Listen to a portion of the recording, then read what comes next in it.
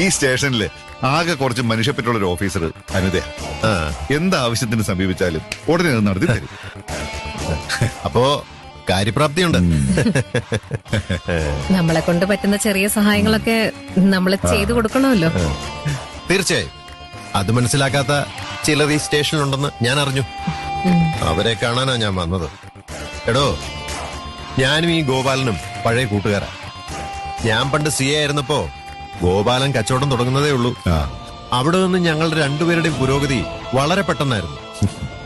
എന്റെ വളർച്ചയിൽ ഈ ഗോപാലന് വളരെ തെറ്റില്ലാത്ത പങ്കുണ്ട്.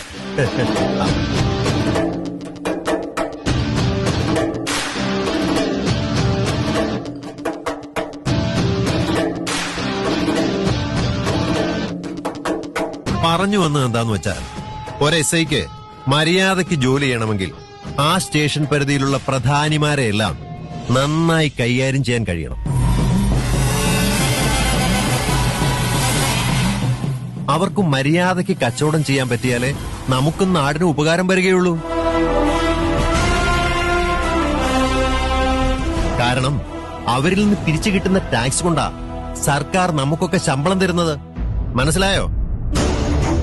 മനസ്സിലായി സാർ.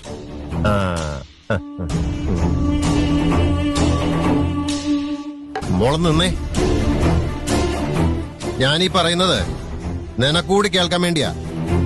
ഗോപാലിനെ ഇവിടെ മര്യാദയ്ക്ക് കച്ചവടം ചെയ്യാൻ താനും തന്റെ ഈ കോൺസ്റ്റബിളും സമ്മതിക്കുന്നില്ലെന്നാ ഇയാൾ എന്നോട് പറഞ്ഞത്.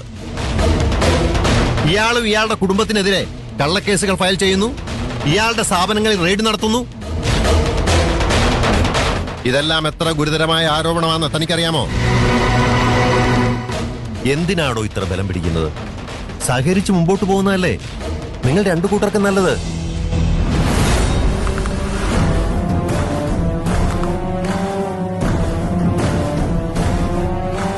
എന്താടി, നിനക്ക് ഞാൻ പറഞ്ഞ ഇഷ്ടപ്പെട്ടില്ലാന്ന് തോന്നുന്നു.